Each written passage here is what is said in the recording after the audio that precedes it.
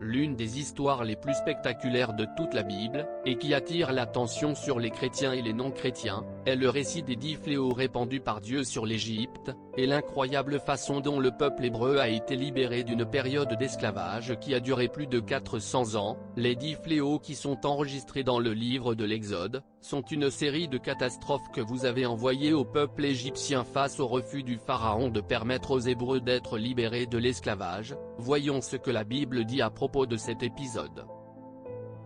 Le Seigneur lui répondit, « Je te donne mon autorité devant Pharaon, et Aaron, son frère, portera sa voix.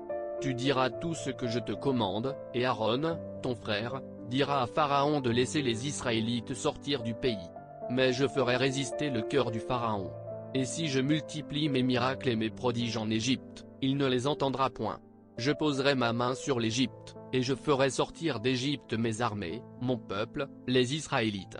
Et les Égyptiens sauront que je suis l'Éternel, quand j'étendrai ma main contre l'Égypte, et que j'en ferai sortir les Israélites. » Les fléaux de l'Égypte comprenaient l'eau transformée en sang, les grenouilles, les poux, les mouches, les ravageurs sur les animaux, les blessures sur le corps des gens, la tempête de grêle et de feu, les sauterelles, les ténèbres pendant 3 jours, et enfin la mort du premier-né. Et si nous continuons à lire jusqu'au chapitre 12, nous verrons que lorsque nous verrons les dégâts que les ravageurs causèrent l'agriculture, aux troupeaux et au peuple égyptien, le pharaon accepta de libérer les Hébreux. Mais dès qu'ils furent achevés, il retourna, et c'est pourquoi les fléaux continuèrent jusqu'à la 10e plaie, au cours de laquelle son fils l'héritier du trône mourut avec le reste des premiers-nés. Si nous regardons bien l'histoire, nous verrons que les 10 fléaux racontent la bataille entre la puissance du Dieu d'Israël et les faux dieux adorés par les Égyptiens. D'une part, nous avons Moïse et son frère Aaron, et d'autre part le pharaon et ses prêtres, qui ont essayé de répéter les fléaux par leurs connaissances scientifiques et mystiques, et à ce jour.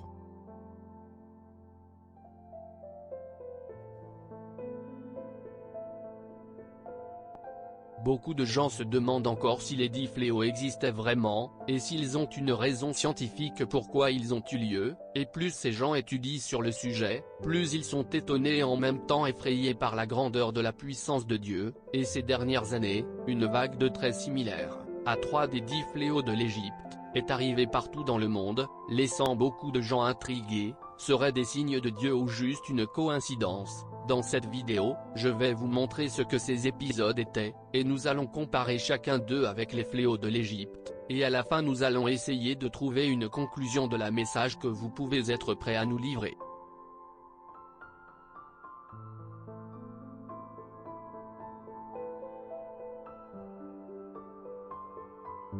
Mais avant cela, je veux demander que vous quittez déjà votre like, abonnez-vous à ma chaîne et activez Tinkerbell pour être averti par YouTube chaque fois que je mets une nouvelle vidéo. J'ai apporté ici un mot de foi, d'espoir et prier pour votre vie, alors venez marcher avec moi tous les jours.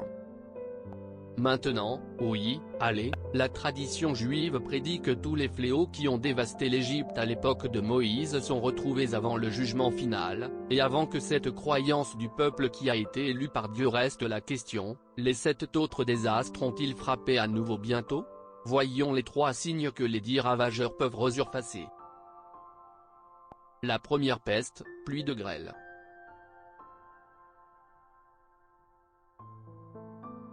La Bible dit que la 7e peste qui est tombée sur l'Égypte, était une très forte tempête de grêle. Lisons ce qui est écrit dans l'Exode chapitre 9. Lorsque Moïse étendit la verge vers le ciel, l'Éternel apporta du tonnerre et de la grêle, et l'éclair tomba sur la terre. Ainsi l'Éternel fit pleuvoir de la grêle sur le pays d'Égypte. La grêle est tombée, et la foudre a coupé le ciel dans toutes les directions.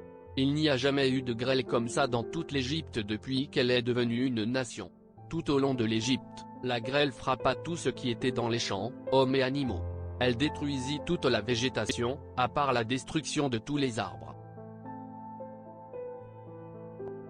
Et tout comme à cette époque, récemment grêle beaucoup plus grand que ceux habituellement enregistrés par les météorologues est apparu dans des endroits inattendus. En Arabie Saoudite par exemple, l'une des pierres de glace qui est tombée du ciel était la taille d'un basket-ball. Déjà au Swaziland, près de l'Afrique du Sud, la grêle était si intense qu'il a tué des troupeaux entiers de bétail, et pas seulement que, au début de 2020 une tempête avec des vents de 116 km/h, et grêle de la taille des balles de golf, détruit des maisons, des voitures, tué des animaux et laissé quelques touristes blessés en Australie. Le détail est que ce pays souffrait de l'un des plus grands brûlures dans toute l'histoire. Les flammes ont consommé les forêts pendant plus de 4 mois, sans cesser une journée.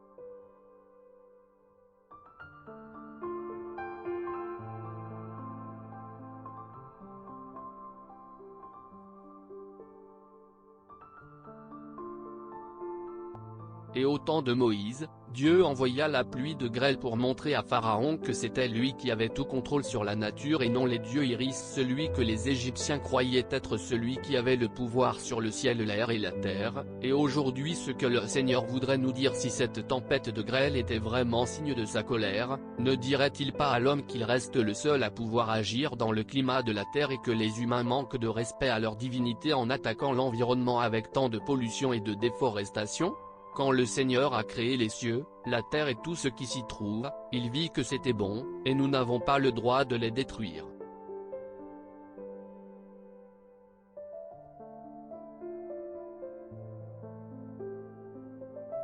La deuxième peste, nuage de criquets.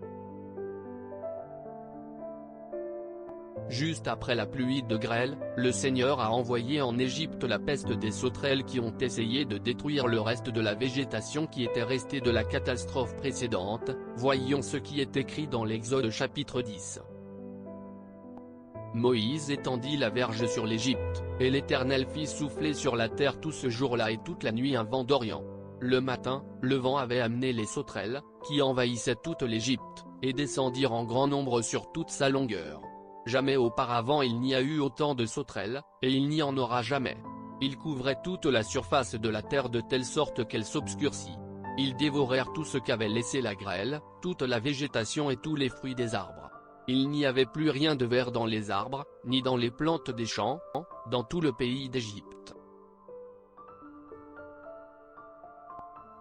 Et récemment, de nuages de criquets ont hanté des populations entières. Le premier d'entre eux a également eu lieu en Arabie Saoudite, où plusieurs villes ont été prises par des insectes. Deuxièmement, est arrivé en Amérique du Sud en 2020. Des millions de criquets ont émergé au Paraguay, détruit plusieurs cultures de maïs et migré en Argentine où il a également causé beaucoup de dommages aux gens, et par très peu ces insectes ne se sont pas retrouvés au Brésil, mais Dieu merci, ils ont perdu leur force et n'ont pas envahi. Et dans l'Ancien Testament nous voyons que Dieu a envoyé cette peste pour montrer aux Égyptiens que c'était lui qui avait le contrôle absolu sur tout ce qui génère la subsistance, et non les faux dieux égyptiens Chou et Sébec. Et aujourd'hui vous pouvez être prêts à nous prouver qu'il n'y a aucune utilité que nous idolisions, pour la mettre dans nos cœurs, dans le travail, dans l'argent, dans les biens, et dans tout ce qui peut garantir notre subsistance. Car c'est lui qui prend soin de nous et nous bénit de peur que nous ne jamais manque de pain sur notre table. Voyons ce que le psalmiste a déclaré sur ce zèle de Dieu.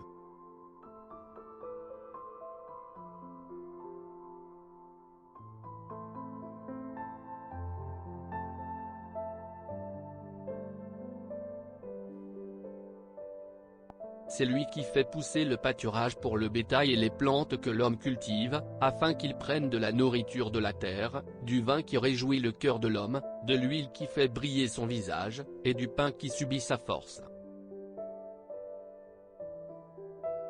Et la troisième peste, les ténèbres.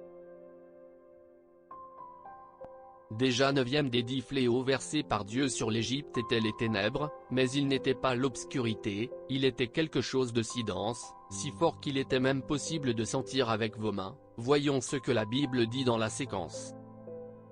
L'Éternel dit à Moïse, étends ta main vers le ciel, et les ténèbres ont couvert l'Égypte, des ténèbres, afin qu'elles soient tâtonnées. Moïse étendit sa main vers le ciel, et pendant 3 jours il y eut des ténèbres denses dans toute l'Égypte. Personne ne pouvait voir personne, ni sortir de chez lui pendant 3 jours. Mais tous les Israélites avaient la lumière dans les lieux où ils habitaient. Et en 2017, une éclipse solaire totale, qui a eu lieu aux États-Unis, a attiré l'attention des chercheurs du monde entier, parce que cela n'avait pas été une éclipse. Dès qu'il a pris fin, l'une des saisons les plus catastrophiques de l'histoire des ouragans a commencé dans ce pays, laissant d'innombrables morts et blessés, et par ce qui fait que des millions d'Américains doivent passer des jours et plus de jours enfermés dans leur maison. Avez-vous remarqué le passage que nous venons de lire? Et tant que les ténèbres avaient pris le dessus de l'Égypte, les maisons du peuple d'Israël étaient encore éclairées, parce que vous vouliez montrer aux Égyptiens qu'il était le vrai Dieu de tout ce qui existe dans l'univers et non la volonté ou l'amour qui ont été considérés par les Égyptiens comme les dieux du soleil. Et aujourd'hui le message que vous pouvez transmettre sur nous avec ces éclipses toujours les plus sombres et les plus désastreuses, est qu'il est l'éclat de notre vie. C'est lui qui nous délivre des ténèbres et nous conduit à la lumière de son Esprit Saint. Il est souverain, il est l'unique Dieu dans tout l'univers, et sans lui il est impossible pour nous de faire un pas sans trébucher. C'est pourquoi Jésus a dit. S'adressant à nouveau au peuple, Jésus dit, « Je suis la lumière du monde. Celui qui me suit ne marchera jamais dans les ténèbres, mais aura la lumière de la vie. » Les 10 fléaux, l'ouverture de la mer Rouge et la libération du peuple hébreu de la domination égyptienne, indiquent quelque chose de beaucoup plus grand qui s'est produit plus de 1000 ans plus tard, la mort et la résurrection du Christ qui nous a libérés de l'esclavage du péché et nous a assuré la vie éternelle. Et tout comme Dieu a conduit son gens dans les temps de Moïse à la terre promise, il désire aussi nous conduire à Canaan céleste, où il n'y aura plus de pleurs ni de douleurs. Donc nous devons abandonner notre vie Jésus, nous repentir de nos péchés et suivre ses voies tous les jours, et quand Christ reviendra, nous serons avec lui pour l'éternité. Amen. Si vous aimez ce message, partagez avec vos amis et abonnez-vous à ma chaîne. Que Dieu vous bénisse.